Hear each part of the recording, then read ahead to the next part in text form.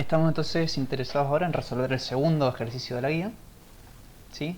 Fíjense, como ya decía en el video anterior, otra vez trabajamos con un sistema que ya, digamos, resolvimos en el conjunto microcanónico. ¿Sí? Tenemos n partículas que van a tener spin 1 medio en un campo magnético externo uniforme, ¿sí? Y que están en contacto con un foco térmico a cierta temperatura, ¿sí? Que quiere decir que nuestras partículas, que nuestro sistema está a cierta temperatura constante T y en principio puede intercambiar energía, digamos, con el medio. Bien, la energía de cada una de las partículas de nuestro sistema, ¿sí? Va a ser más menos mu por B. ¿Qué se nos va a pedir de encontrar en este ejercicio? ¿Sí? Como ya comentaba antes, lo primero que vamos a intentar encontrar es la función de partición de nuestro sistema de n partículas.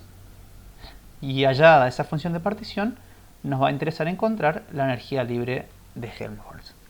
¿Sí? Habiendo hallado esta función f, podemos encontrar, como ya vimos, de manera muy sencilla, la entropía de nuestro sistema.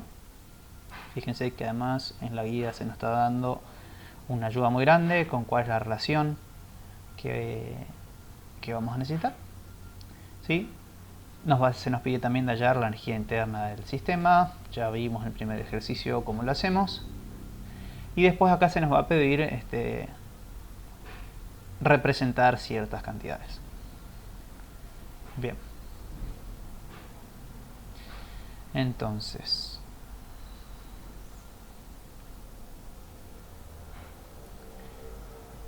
ok.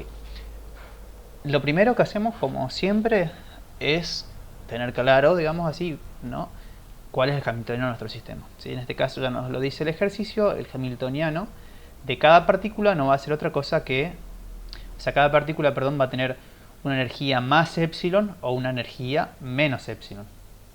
¿Sí? De modo que la función de partición de nuestro sistema, ¿sí?, estamos hablando de un sistema que puede tomar valores discretos de energías, fíjense, donde antes teníamos una integral en el espacio de fases, como estamos hablando de una partícula, ¿sí?, tendríamos en el espacio de fases de una partícula, si cada una de las partículas del sistema pudiera tomar valores continuos de energía. En este caso, eso lo ven en el capítulo 7 del Greiner. Fíjense, lo que tenemos es la sumatoria sobre todos los valores, que son, como decía, discretos, de energía que puede asumir cada partícula. ¿Sí? Fíjense que no tenemos otra cosa que la suma de la exponencial de beta por e más la exponencial de menos beta por e. ¿Sí? Bien. Otra cosa. En el ejercicio anterior comenzábamos trabajando, al menos yo, digamos, planteé desde el comienzo, ¿no?, que quise hallar, digamos, cuál era la función de partición de z por b por n. ¿Sí? Al final del ejercicio volví un poquito a eso, para hacer mención a que justamente cuando estamos hablando de sistemas que son no interactuantes, la función de partición del sistema de n partículas no es otra cosa que la función de partición del sistema de una partícula elevado a la n potencia. ¿Sí? Porque básicamente,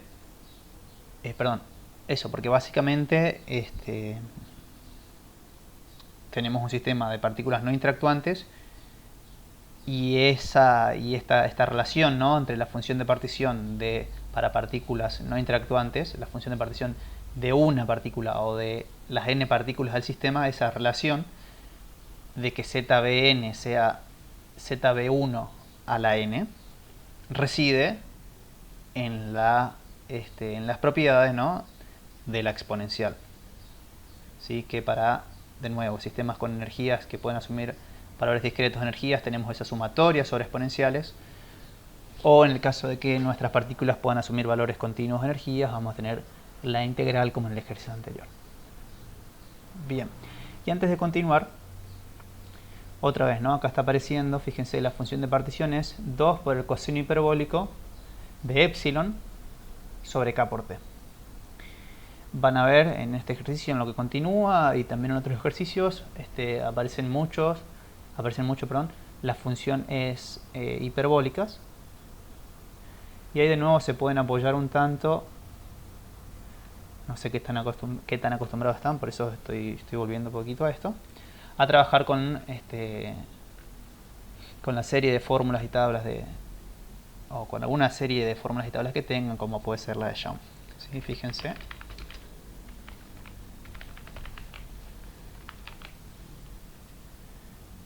Estamos trabajando ahora con las funciones hiperbólicas. ¿Sí?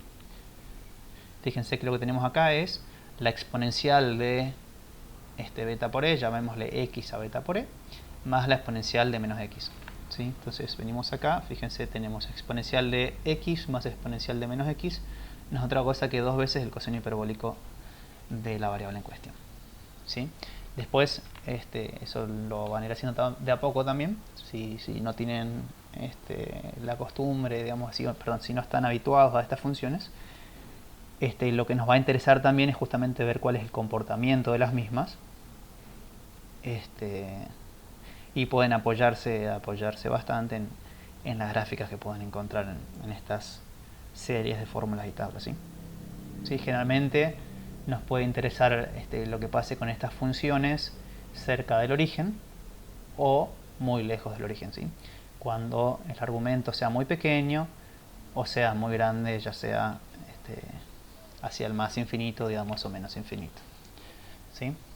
Fíjense que, por ejemplo, en este caso, donde el argumento es e sobre k por t, fíjense que podríamos hacer algunas consideraciones sobre de qué valores de temperatura estamos hablando.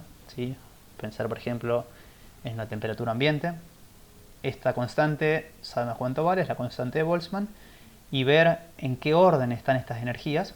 Fíjense que, por ejemplo, acá estamos hablando de mu por b. Si vuelven a la primera guía de trabajos prácticos, van a encontrar uno de los ejercicios donde estimamos cuál es el valor de esa energía, ¿sí? De mu por b, para campos magnéticos típicos. Entonces uno puede saber bajo qué condiciones el argumento, por ejemplo, de esta función es muy pequeño. ¿Sí? Y en esos casos vamos a estar moviéndonos en esta región. ¿Sí? Y podríamos en esos casos ver por qué otra función, por ejemplo, podemos aproximar el coseno hiperbólico. Bien, continuamos un poco con el problema. ¿Sí? Tenemos la energía de cada una de las partículas. Sabemos que vale más epsilon o menos epsilon. De modo que la función de partición de nuestro sistema tiene esta forma que está acá. ¿Sí? Que no es otra cosa que 2 coseno hiperbólico de sobre k por t. Bien, fíjense, esto es lo que mencionaba también antes.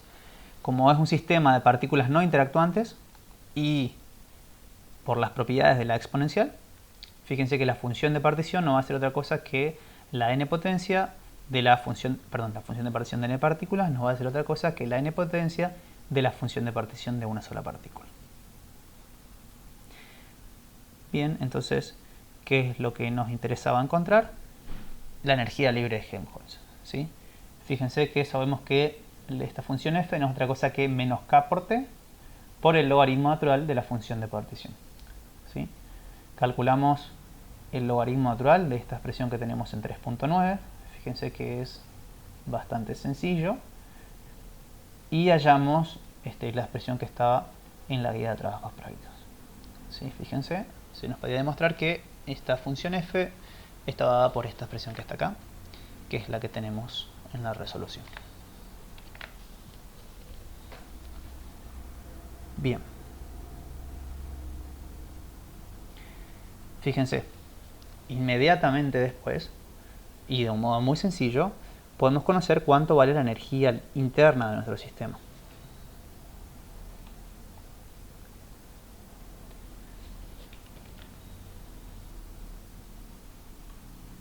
Okay. Bien, fíjense. La función de energía libre de Helmholtz tenía esta forma que está acá. La energía interna de nuestro sistema sabemos que vale F más T por S. Calculamos los diferenciales de ambas funciones. ¿Sí? Fíjense, diferencial. ¿Por qué calculamos el diferencial de energía interna? Fíjense, el diferencial de la función f es esto que está acá, diferencial de u menos s diferencial de t menos t diferencial de s. Y lo que hacemos ahora es encontrar entonces, ¿no? A partir de la expresión de u, calculamos su diferencial. Perdón, no es de esta de las expresiones de u. Calculamos el diferencial de u, ¿sí? Y ese resultado lógicamente lo ponemos aquí. De modo tal que, sí, fíjense, es otra vez la expresión que ya habíamos visto antes. Diferencial de la energía libre de Helmholtz es el potencial químico por el diferencial de número de partículas menos la entropía, diferencial de temperatura absoluta, menos presión por el diferencial de volumen. ¿Sí? Entonces, luego vamos a calcular, podemos calcular por ejemplo el potencial químico, podemos calcular, directamente esta expresión, ¿no? El potencial químico, la entropía o la presión de nuestro sistema. Fíjense que además, si calculamos la entropía, hacemos lo mismo que antes, ¿no? Si calculamos la entropía y ya conocemos la función f, vamos a tener también la energía interna de nuestro sistema. Ok. Sí, un procedimiento semejante al anterior. Calculamos la derivada de la función f respecto a la temperatura, fijando n, manteniendo constantes n y b, si eso no es otra cosa que menos la entropía. ¿Sí? Lo que tenemos que hacer ahora es derivar la expresión que habíamos hallado para la función de energía libre. ¿Sí? La derivada de esta expresión respecto de la temperatura. ¿Sí? Fíjense, tenemos la temperatura acá, vamos a tener un primer término que es sencillo y luego tenemos que derivar este coseno hiperbólico. ¿Sí? Eso es lo que está expresado acá.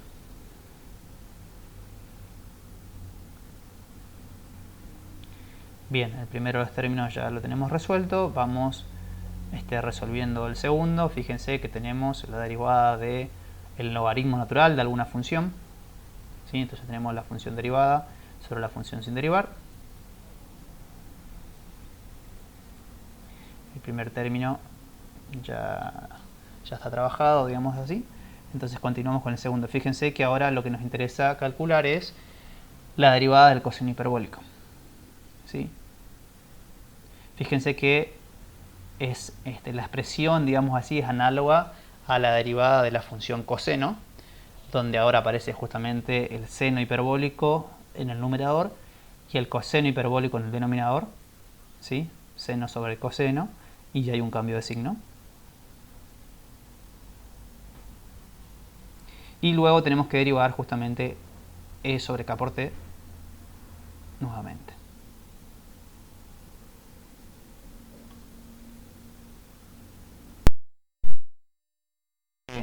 Aparece, ¿no es cierto?, el seno sobre el coseno, un cambio de signo, y además de haber derivado a través del argumento,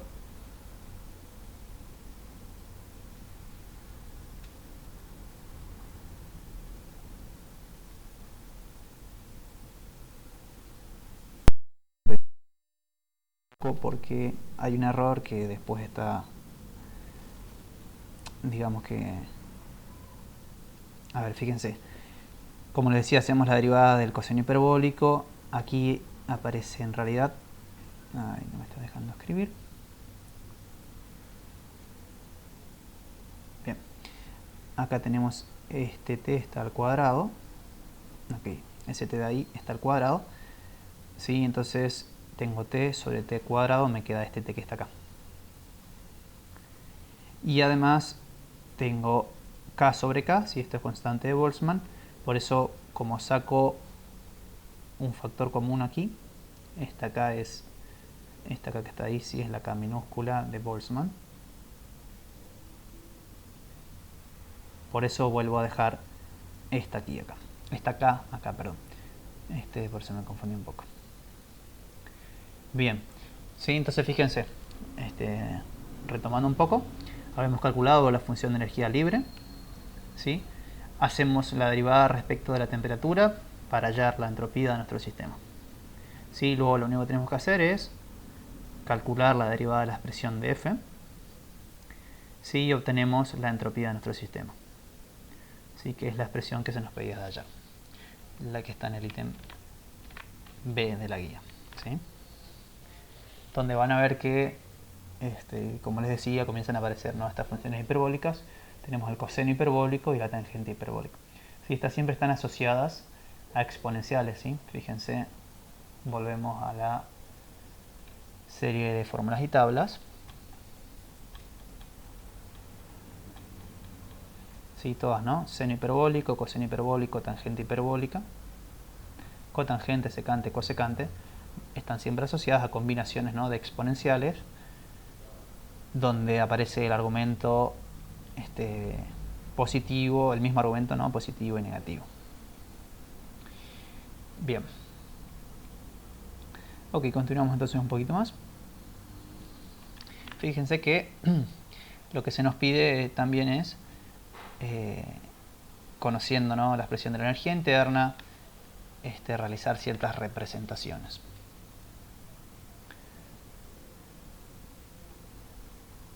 Ok, fíjense, de 3.11, que es lo que también vimos en el ejercicio anterior, tenemos que si ya conocemos la función de energía libre y conocemos la entropía de nuestro sistema, podemos hallar la expresión para la energía interna del mismo, ¿sí?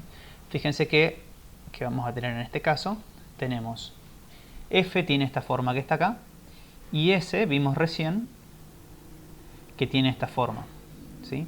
Si comparan lo que tenemos acá en 3.10 con lo que tenemos acá abajo, ¿sí?, multiplicamos además esta expresión de la entropía por la temperatura absoluta, y fíjense que vamos a tener acá, el primer término es nk por t positivo por el logaritmo natural de 2 veces el coseno hiperbólico de sobre kt, ¿sí? Y es lo mismo que tenemos, o sea, es básicamente la función f cambiada de signo, ¿sí? Cuando sumemos esta expresión con esta primera parte de la expresión de la entropía multiplicada por t, esos términos son iguales y de signo contrario, de modo que nos va a quedar para la energía interna de nuestro sistema esta segunda parte, ¿sí?, multiplicada por nk por t, ¿sí? Es lo que tenemos acá, fíjense. Tangente hiperbólica de sobre kt, n, ¿sí?, la constante de Boltzmann está multiplicando ahí, dividiendo acá, y la temperatura, sí, que aparece acá. Bien, no es necesario hacerlo, pero de todos modos se puede, es inmediato, ¿sí? Esa es la expresión que está en la guía.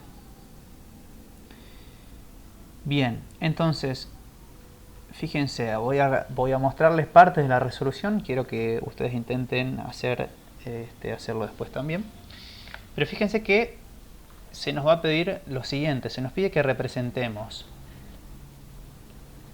la entropía sobre nk, ¿sí?, en función de la energía sobre Ne.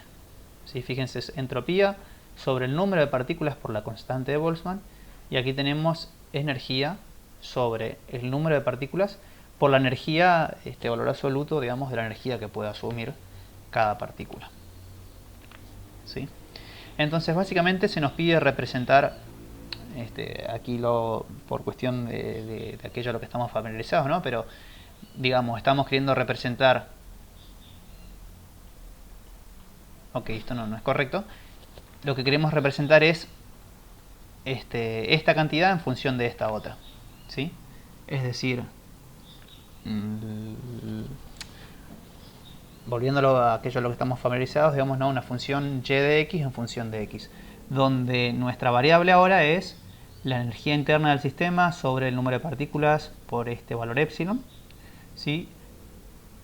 Partimos de 3,13, entonces lo que queremos, o sea, nuestra variable no es otra cosa que menos la tangente hiperbólica, fíjense, de epsilon sobre k por t. De modo tal que epsilon sobre kt va a ser igual a menos la tangente hiperbólica a la menos 1 de esta variable x, ¿sí?, que es la variable sobre la cual queremos ver la dependencia de cierta función y. Y por otra parte, ¿sí?, la función que queremos graficar es la entropía sobre el número de partículas por la constante de Boltzmann. Entonces lo que vamos a hacer es trabajar un poquito esa expresión. Fíjense, partimos de lo que tenemos de la expresión ya hallada para el ejercicio anterior, para el ítem anterior. ¿Sí? Fíjense que S sobre NK no va a ser otra cosa que dividido por NK, logaritmo natural de 2 veces coseno hiperbólico. E sobre K por T, vimos recién, es lo mismo que menos la tangente hiperbólica a la menos 1 de X. Esto, perdón, no es la potencia, sino es la inversa de la tangente hiperbólica.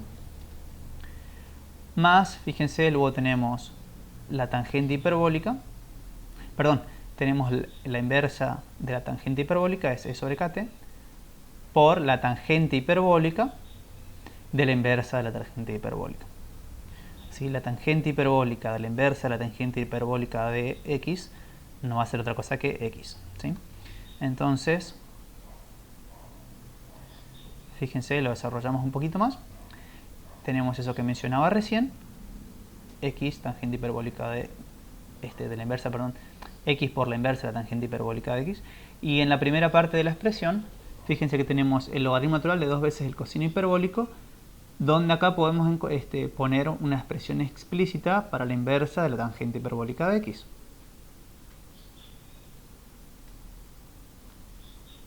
Bien. Ok.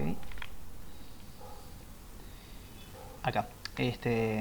Hay un detalle nomás, ¿no? Pero fíjense, pasamos, ¿no?, de tangente hiperbólica, la inversa de la tangente hiperbólica a este logaritmo que está acá. Piensen que, como decíamos antes, todas estas funciones hiperbólicas están asociadas a funciones exponenciales. Por lo tanto, sus inversas van a estar asociadas, ¿no?, a logaritmos. Entonces, fíjense, volvemos a la tabla de series y fórmulas. Y fíjense que la inversa, perdón, de la tangente hiperbólica de una variable x es un medio del logaritmo natural de 1 más x sobre 1 menos x. ¿Sí? Ahora con cierta condición sobre justamente la variable en cuestión.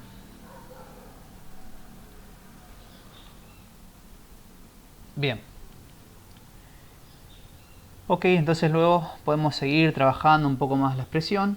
Fíjense, tenemos logaritmo natural de 2 veces el coseno hiperbólico de un medio del logaritmo natural de 1 más x sobre 1 menos x. ¿Sí?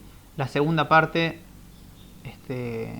por ahora, digamos, no la seguimos trabajando.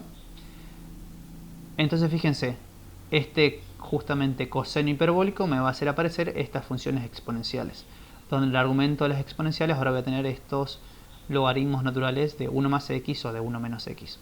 ¿Sí?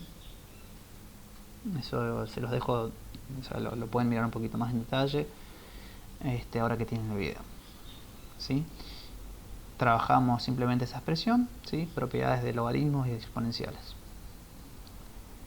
Bien, todo esto, ¿para qué? Digamos, ¿qué estamos intentando? Fíjense, el problema, digamos así, reside en que se nos está pidiendo expresar esta función en términos de esta variable que está aquí. Y si miramos, ¿no?, lo que estuvimos trabajando, lo que se nos pide es que expresemos S sobre NK, ¿sí?, es decir, acá, esta expresión que está acá, ¿sí?, dividida por NK, esta expresión, en términos de, fíjense, esta variable, tangente hiperbólica de E sobre K por T. ¿Sí? Donde representar esta función en términos de la tangente hiperbólica de E sobre K por T no es tan inmediato. ¿Sí? Por eso trabajamos un poquito más la expresión. Y fíjense que llegamos a algo que sigue todavía sin estar completamente cerrado. Fíjense que la función y, ¿sí?, que yo llamé y, no es otra cosa que S sobre N por K, va a ser esto que está acá, logaritmo natural de la exponencial del logaritmo natural de 1 más x sobre el logaritmo natural de 1 menos x, etcétera, más x tangente hiperbólica a la menos 1, más x inversa de la función tangente hiperbólica de la variable x. ¿Sí? Entonces, x es aquella variable respecto de la cual queremos graficar y y es la función que queremos graficar, pero seguimos todavía teniendo algo que tiene una forma medio extraña. De todos modos, uno puede simplemente, por ejemplo, ponerlo en algún programa de matemática, como el Matemática o el Wolfram Alpha o algún otro que conozcan, y encontrar, de hecho desde el comienzo, ¿no?, cuál es la forma funcional que tiene esta expresión que está acá, ¿sí? Cuando la variable es, insisto, u sobre n por e. Bien. Lo que hacemos es, trabajar un poquito más la expresión para ver si podemos encontrar una forma, digamos así, más cerrada. Llegamos a esto que está acá y la propuesta es decir, lo que podemos hacer en todo caso es, veamos cuál es el comportamiento de esta función en los casos límites de la variable. Sí. Y entonces, fíjense que lo que podemos hacer es evaluar más o menos, ¿no?, aproximar cuál es el valor de esta expresión que está acá, ¿sí? Fíjense que tenemos E sobre K por T. Como estamos hablando de un sistema cuántico, ¿sí?, recuerden, es un sistema de espines, esta energía epsilon estaba asociada al momento magnético por B, ¿no es cierto?, por el campo magnético. Estamos trabajando con sistemas cuánticos, podemos considerar que esa energía va a ser, ¿no?, la de cada partícula, va a ser del orden de h barra. Entonces, esta cantidad es del orden de h barra sobre la constante de Boltzmann por la temperatura absoluta del sistema, ¿sí? Sabemos cuánto vale esta constante, sabemos cuánto vale esta constante, ¿sí? Entonces, podemos aproximar esta cantidad, que es adimensional, fíjense.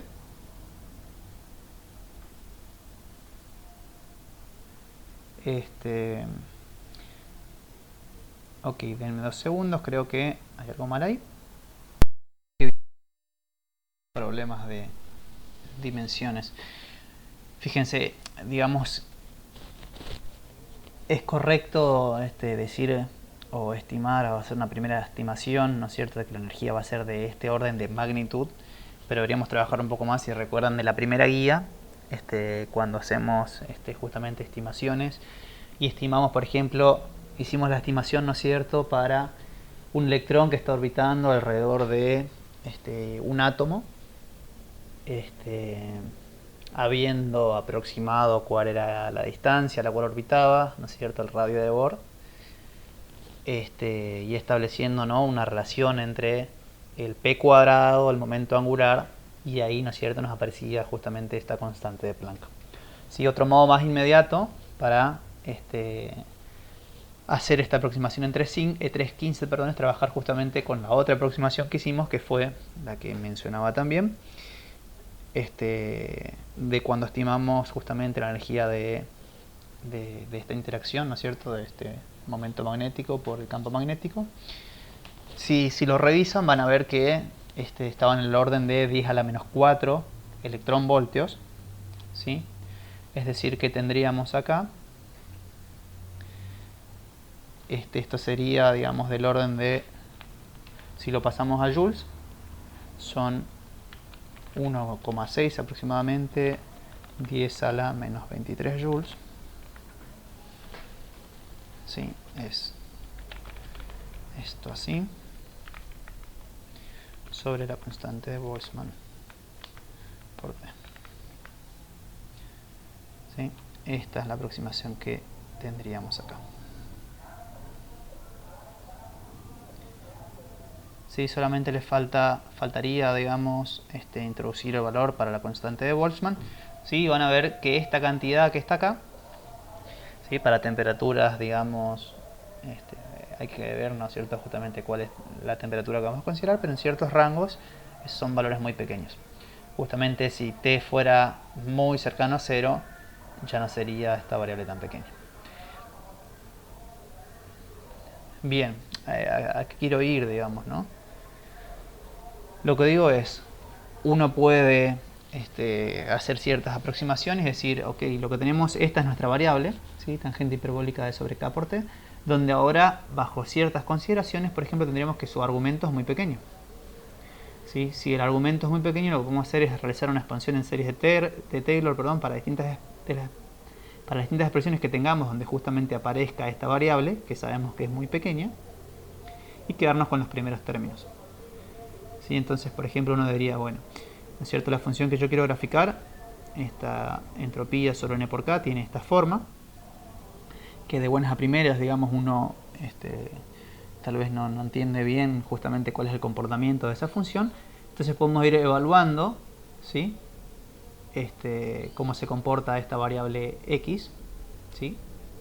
Y decir, ok, si por ejemplo quiero aproximar esta función para valores de x muy pequeños, veo que eso tiene cierto sentido, ¿sí? Veo cuáles son las consideraciones que tengo que tener en cuenta cuando esta variable, ¿no es cierto?, va a asumir valores muy pequeños. Fíjense que yo lo que decía era e sobre k por t, bajo ciertas consideraciones, es muy pequeño. Fíjense entonces la tangente hiperbólica de x. Miren la forma que tiene. Si x es muy pequeña, la tangente hiperbólica también lo es, ¿sí? Esto lo pueden ver acá. Si no, van directamente a la forma explícita de la función tangente hiperbólica de x, ¿sí? Esta que está acá, para valores de x muy pequeños. Bien, y entonces podemos hacer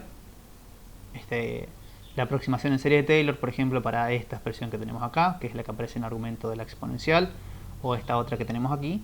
Y hay que, ¿no es cierto?, ir viendo las consideraciones por las cuales nos quedaríamos a primer orden, a segundo orden, etc. ¿Sí? Y lo mismo podemos hacer para lo que está del otro lado de la ecuación.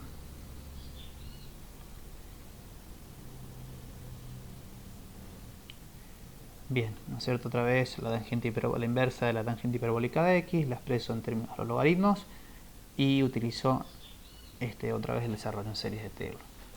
Bien, haciendo eso, lo que podrían ver es justamente qué expresión les queda para esta función y de x, ¿sí? Y ver si, por ejemplo, pueden graficarla, justamente lo que están haciendo es graficarla en el entorno de valores de x muy pequeños, por ejemplo. Bien, entonces la idea sería que intenten y jueguen, digamos, un poquito, ¿no?, con esto, ¿sí? Ver cómo hacen para, si logran, digamos, si se puede hacer este gráfico, ¿no?, que se está solicitando, ¿no?, cuando van a ver justamente que esta expresión que está acá es una expresión que tiene ciertas complicaciones, digamos así. Y entonces lo que uno puede hacer es, por ejemplo, ir acotando, ¿no es cierto?, la región sobre la cual estamos viendo la dependencia de esta función y respecto de esta variable x, y vemos bajo qué consideraciones eso es consistente, digamos así. Bien, de todos modos, la propuesta sería también que vean qué otras cosas pueden representar justamente para ir viendo los comportamientos de las distintas funciones, y podrían, por ejemplo, representar la entropía directamente o la energía interna, ¿sí? También pueden ser S sobre NK o U sobre N epsilon, ya no en función de esa variable que teníamos antes, sino graficarla, por ejemplo, en términos directamente de esta cantidad que tenemos acá. Fíjense, E sobre K por T. ¿Sí? Fíjense que esto va a estar asociado, esto que está acá, la energía de arriba no es otra cosa que la energía de cada partícula, y K por T está asociada a la energía, al intercambio de energía, digamos, al variar la temperatura de nuestro sistema. Yo les recomendaría que revisaran del libro, ¿sí?, del Greiner. Si ya no lo han visto, creo que en su momento les hice mención. Fíjense en el capítulo 8, a ver, sería sección, esto es un ejemplo, ¿no? Ok, en la sección donde se habla del paramagnetismo, pero fíjense, quiero que simplemente vayan bajando hasta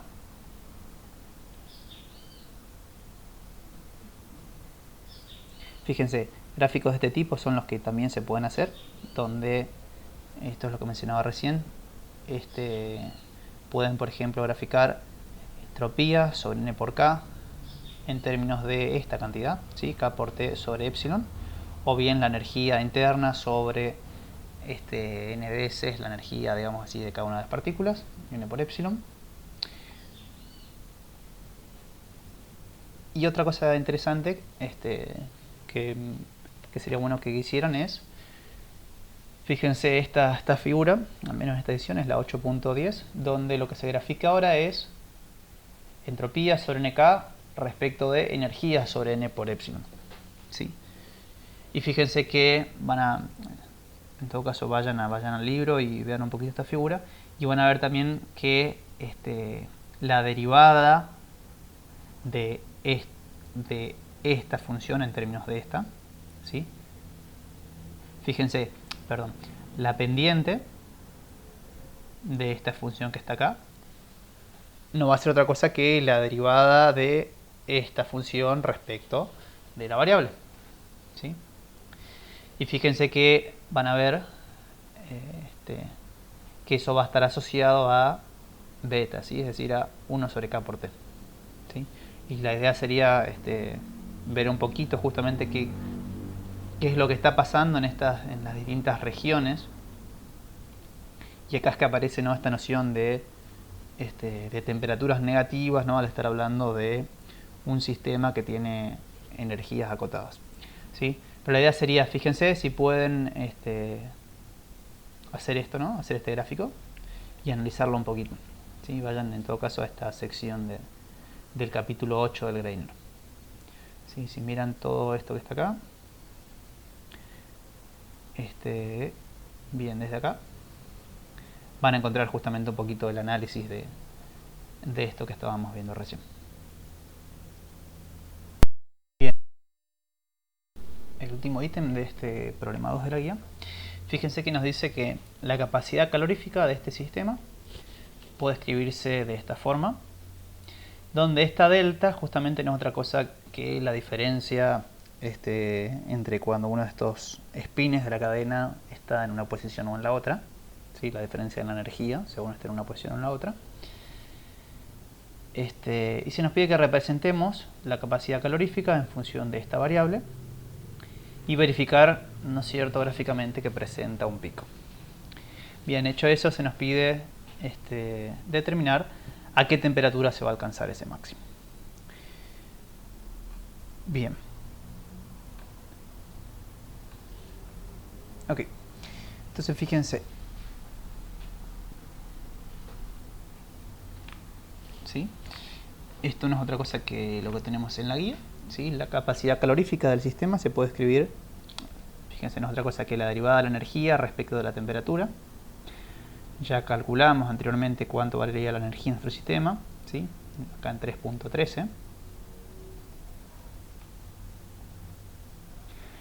¿Sí? De modo que la capacidad calorífica va a tener esta forma, ¿sí?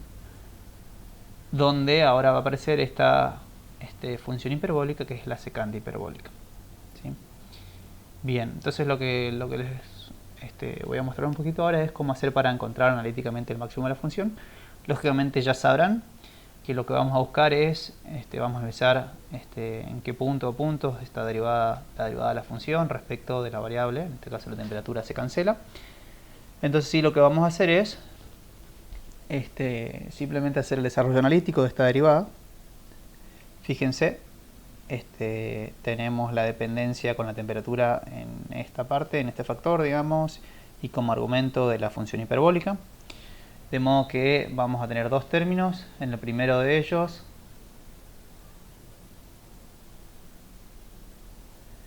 es decir, vamos a tener que derivar esta parte o el argumento de la función hiperbólica, ¿sí?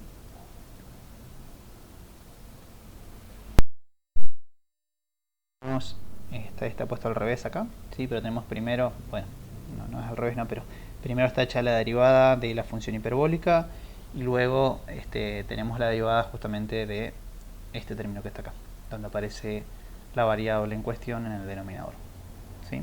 Desarrollamos un poquito las expresiones. Sí, fíjense, bueno, depende de cómo se sientan más cómodos para hacer estas derivadas. Podrían ir a ver directamente cuál es la forma de la derivada de la secante hiperbólica de cierta función, digamos. En este caso, por ejemplo, lo que pueden hacer también, si no es, ok, podemos poner cuál es la expresión explícita para esta función hiperbólica, si se quiere, donde hicimos un cambio de variable, donde u ahora es epsilon sobre k por t, ¿sí? Entonces, esta es o hacer esta derivada, digamos, es mucho, saben cómo hacerlo, ¿sí? Hacemos la derivada y lógicamente, a ver si quieren lo miran por tablas, ¿no? Pero la derivada de esta función hiperbólica va a estar asociada a otras de las funciones hiperbólicas. Y eso acá lo van a ver inmediatamente. Fíjense que cuando hacemos la derivada de esta función vuelven a aparecerme estas exponenciales, ¿sí? Que voy a poder volver a asociarlas a funciones hiperbólicas. ¿Sí? Trabajan un poco la expresión. Esto no hay acá nada nuevo, digamos, ¿sí? Tienen que... Bueno, acá está hecho el paso a paso. Si ustedes quieren pueden pausar el video y lo van viendo. De hecho, mejor si lo hacen aparte y en todo caso si se traban, quieren si se traban, digo, pueden seguirlo de acá. Sí, pero básicamente, fíjense, vamos a llegar a esto que está acá. ¿Sí? Pusimos la condición de que la derivada sea igual a 0, ¿sí? Y llegamos entonces a esta expresión que está acá, donde el cuadrado de esta función u, que no es otra cosa que epsilon sobre k por t, es igual a la exponencial de u menos la exponencial de menos u. Perdón, el cuadrado de la función por este factor, ¿sí? Donde están estas dos exponenciales, es igual a 4. ¿Sí? Fíjense que no pierdan de vista, digamos, que qué estamos queriendo hacer, encontrar el punto o los puntos donde esta derivada se cancela, ¿sí? Y llegamos a esta condición que está acá, donde la variable en cuestión es t, ¿sí? Esta u es una función de t. Epsilon y k son valores constantes. Tenemos una ecuación, una incógnita, ¿sí? Podemos hallar cuánto vale u, ¿sí? Hallada u, vamos a hallar también cuánto vale t, digamos, cuál es la temperatura en la cual esta derivada se cancela, ¿sí? Bien, como les decía, es una incógnita y una ecuación. Si esto lo introducen otra vez en algún programa, digamos, de cálculo matemático, enseguida van a encontrar cuál es el valor de esta variable, de esta función u, ¿sí? Y después calculan cuánto vale t. Lo otro que pueden hacer es decir, ok, y pienso que eso está hecho acá. ¿Sí? Fíjense, si hacen eso, obtienen cuál es, por ejemplo, el valor de u, ¿sí? De esta condición que está acá. ¿Sí? Epsilon sobre k por t es aproximadamente 1,17. Despejan t, ¿sí? Van a tener una función para t en términos de epsilon, ¿sí? Porque k también es conocida. Esto que está acá. ¿Sí? Acá podría también introducir el valor de la constante de Boltzmann. Y esa es la temperatura, lógicamente, a la cual se alcanza la capacidad máxima, la máxima capacidad calorífica. Ahora bien, a lo que estaba queriendo ir es si ese será un camino, ¿no? Pueden decir, ok, tengo esta ecuación que tiene una incógnita, lo introdujo, o sea, si tiene solución, digamos, lo introduzco en alguno de los códigos que conozca de matemática para que me dé la solución. Y el otro modo es decir, ok, bueno, ¿cómo puedo hacer para para resolver esta ecuación, ¿sí? Y nuevamente, fíjense lo que ya vimos antes, si pensáramos que esta variable es sobre k por t, la estimamos y viéramos que bajo ciertas consideraciones es muy pequeña, podríamos hacer un desarrollo en series de Taylor para estas dos exponenciales que aparecen en la ecuación y quedarnos tal vez con los primeros términos. ¿Sí? Entonces fíjense, si hacen eso, ¿sí? Si desarrollan esta exponencial y esta exponencial negativa en términos de series de Taylor, son cosas muy sencillas. Recuerden, aparecen los unos más x cuadrado, más xq, etcétera, o signos cambiados en el caso de la exponencial negativa, con signos que van cambiando. De modo tal que aproximaríamos a esta u, fíjense, si nos quedamos, bueno, depende con cuántos términos nos quedemos, en este caso nos estamos quedando solo con el primero, ¿sí? A primer término en el desarrollo en series de Taylor, a primer orden, perdón, y estaríamos estimando, por ejemplo, esta u por este valor que está acá, que es 1,26 aproximadamente, ¿sí? Bien, perfecto. Este sería, ¿no es cierto?, el modo de hallar analíticamente el punto en el cual esta derivada se cancela, ¿sí? O tendríamos un posible máximo o mínimo, ¿no?, de la función. Si quisiéramos saber si es realmente un máximo, podríamos hacer la derivada segunda de esta función que está acá e igualarla, y ver el signo de esa segunda derivada. Y si no, o de hecho inclusive como una actividad extra, ¿no?, esto que acá no lo planteamos, pero es hacer gráficos justamente de esta función, ¿sí?, de la capacidad calorífica en función del tiempo, y ver si tendría un máximo y dónde estaría ese máximo. Bien, ¿sí? Pero fíjense, solo para, digamos, rebobinamos un poquito en este problema, más allá de que se van agregando como ciertos componentes extras que son más bien de análisis, ¿sí?, de intentar entender un poco qué es lo que está sucediendo. Pero digamos que la metodología, ¿no?, el modo de proceder y de resolver, como que encontramos también, ¿no?, cierta metodología en la resolución de estos problemas, ahora en el conjunto canónico, ¿sí? Igual que en el primer ejercicio, obtuvimos la función de partición del sistema, ¿sí?, como son partículas indistinguibles. La función de partición de n partículas es la función de partición de una partícula a la n potencia.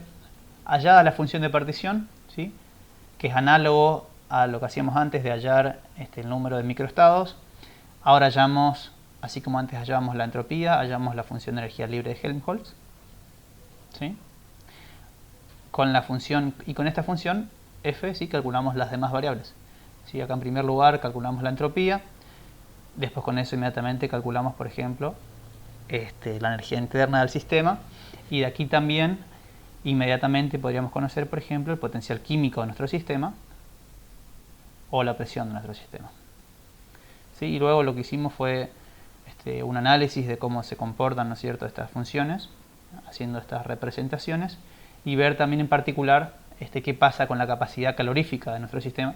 Este es un sistema muy, bueno, eso se ve, ¿no?, es un sistema muy particular, donde donde cada partícula, digamos, que conforma nuestro sistema tiene una energía que está acotada. De hecho, el sistema completo va a tener una energía que está acotada. Y es por lo cual aparecen justamente estos comportamientos que estamos viendo. Por eso les decía también que revieran, si ya no lo hicieron, esto que está en el capítulo 8. De todos modos, esto también lo veremos más adelante con el profesor, seguramente en la teoría. Pero es bueno ver cómo se comportan las variables termodinámicas en estos sistemas que tienen esta característica de que tienen la energía acotada, donde aparecen justamente conceptos extraños, podríamos decir así, como esta noción, ¿no?, de una temperatura que puede tomar inclusive valores negativos, ¿sí? Bien, eso pueden verlo un poquito más en detalle acá. Creo que de todos modos lo veremos más adelante. Y bien, perfecto. Entonces para el martes sería interesante que puedan plantear estos dos problemas. Seguramente buscaremos discutirlos en clase un poquito, ¿sí?, en términos de lo que hayan podido resolver. Y si logran, lo ideal sería que puedan comenzar también con el tercero de los problemas, ¿sí?, siendo otro tipo de sistema, como decía antes, que ya resolvimos en el conjunto microcanónico, ¿sí?, el del gas ultrarrelativista. Si no lo hicieron en la primera guía, tal vez pueden empezar por ahí, ¿sí?, que es entonces resolver el último ejercicio de la guía anterior. y luego intentar abordarlo desde acá.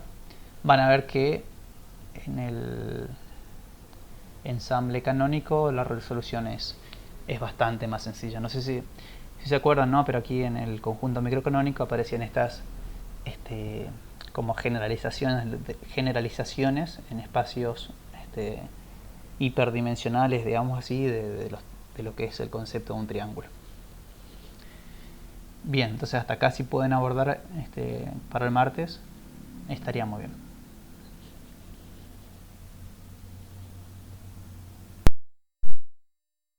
Preguntaba también Macarena por el examen parcial, así que bueno, eso también lo estuve hablando con el profesor. No tenemos una fecha definida, pero el estimativo sería a mediados de mayo, ¿sí? Y en cuanto a las guías que entrarían, sí sería como también les comentaba hoy, o sea, básicamente serían la resolución de estos problemas con el conjunto microcanónico y el conjunto canónico, ¿sí? Sería hasta ahí.